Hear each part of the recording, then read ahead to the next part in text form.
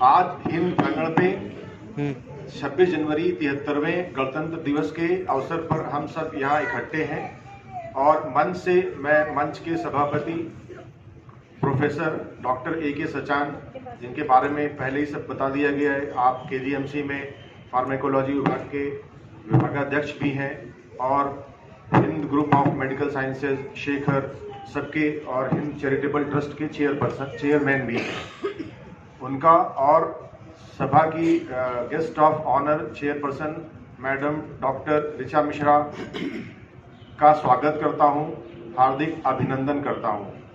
आपने अपने महत्वपूर्ण समय में से हिंद अटरिया में आकर के इस कार्यक्रम को शुरू किया, जिसके लिए हम आपका आभार प्रकट करते हैं और साथ ही ये कहते हुए मुझे अत्यंत गर्व की अनुभूति हो रही है कि सन 2021 में देश की टॉप 10 महिलाओं की सूची बनाई गई स्वास्थ्य के क्षेत्र में, जिसको देश की प्रतिष्ठित मैगजीन्स में और मीडिया में कवरेज मिला, तो उसमें हमारी मैडम का देश की top 10 most powerful women in health industry में उनका नाम आया है। ये हमारे लिए बहुत ही गर्व के क्षण है और मैडम से हमें लगातार प्रेरणा भी मिलती है। सर ने और मैडम ने जिस प्रकार इस मिशन को पिछले 2005 से शुरुआत की है और लगातार हम निरंतर प्रगति के पथ पर बढ़ते जा रहे हैं, उससे हम सभी को निरंतर बहुत ही प्रेरणा मिलती है।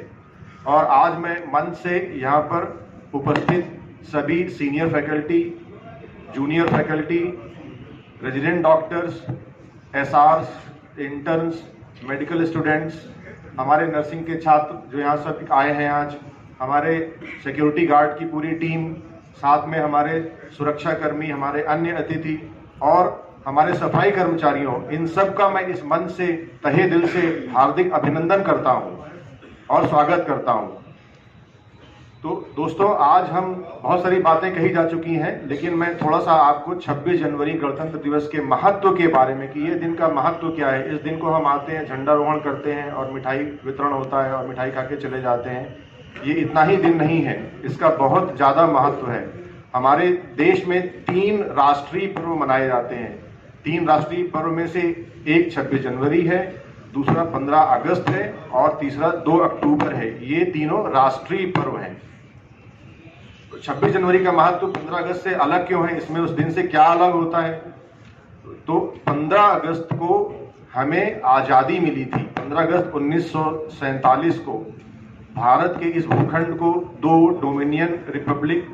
डोमिनियन हिस्सों में अंग्रेजों ने बांट दिया था और उस दिन सिर्फ हमें आज़ादी मिली थी। ना तो उस दिन का हमने चुनाव किया था, ना ही उस वक्त का हमने चुनाव किया गया था। ये सारी रूपरेखा यूके लंदन में बैठ करके लंदन की संसद में तय की गई थी कि हमें 15 अगस्त को आज़ादी दी जाएगी। हम उस तारीख का चुनाव नहीं कर सके, लेकिन हमारे लिए गर्व का विषय है कि 26 जनवरी का चुनाव हमने किया। देश के सभी लोग बैठे अपनी संसद में और उन्होंने बोला कि हमको पूर्ण आज़ादी नहीं मिली है, तो हम पूर्ण स्वराज डोमिनियन रिपब्लिक से हम कैसे कॉन्स्टिट्यूशन ऑफ इंडिया लगा करके भारत को पूर्ण स्वराज की घोषणा कर सकते हैं।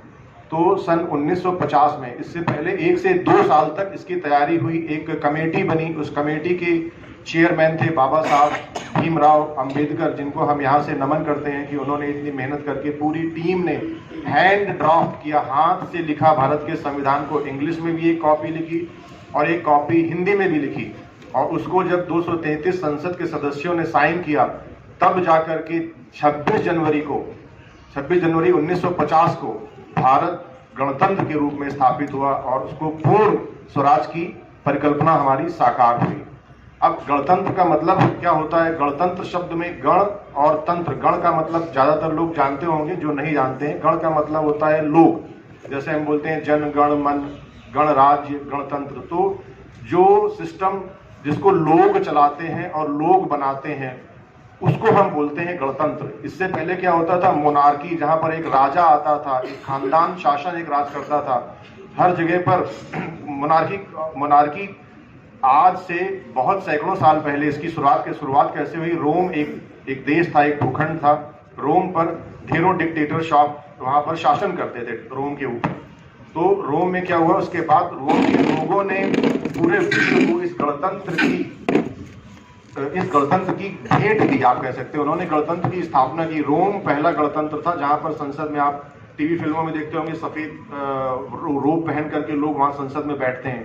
तो गणतंत्र का मतलब जहां लोग चुनाव कर सकें कि हमारे से बीच से ही जाकर के कोई हमारे लिए नियम बनाएगा, कोई हमारे बेनिफिट और हमारे लिए देश को चलाएगा, इसको बोलते हैं गणतंत्र। ये मैं क्यों बता रहा हूं, ये मैं आप लोगों को इसलिए बता रहा हूं क्यों गणतंत्र का असली सेलिब्रेशन ये है कि आप जब चुनाव हो, हमें वोट की शक्ति मिली है, लेकिन ये बहुत दुर्भाग्यपूर्ण है कि भारत के लोग वोट के दिन निकलते नहीं हैं और वोटिंग नहीं जाकर के करते हैं।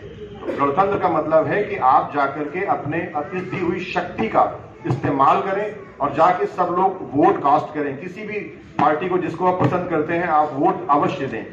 तो गणतंत्र का ये महत्व था। गणतंत्र के बारे में 2-3 आपको चीजें और बताना चाहूंगा कि जब हमें 1947 में आजादी मिली, उस समय हमारे मुखिया, हमारे राष्ट्रपति नहीं थे। उस समय किंग जॉर्ज 6 जो थे, उनके अंडर में बहुत सारे कॉमनवेल्थ कंट्रीज थे।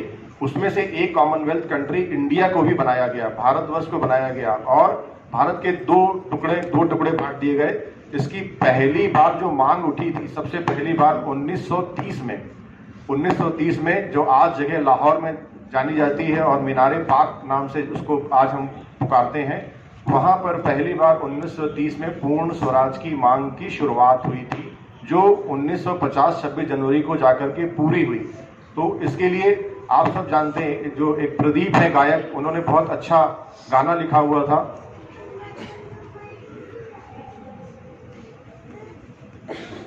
और जिसको शब्द दिए थे लता मंगेशकर ने कि कुछ याद उन्हें भी कर लो जो लौट के घर ना आए। तो हम 26 जनवरी क्यों मनाते हैं? हम 26 जनवरी इसलिए मनाते हैं कि जिन लोगों का संघर्ष और जिन लोगों की जान निछावर हो गई, उनको आज के दिन हम याद करते हैं सिर्फ। लेकिन हमारी जिम्मेदारी सिर्फ 26 जनवरी मनाकर खत्म नहीं होती है।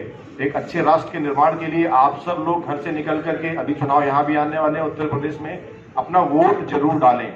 तो ये तो हो गया 26 जनवरी के इतिहास की बात।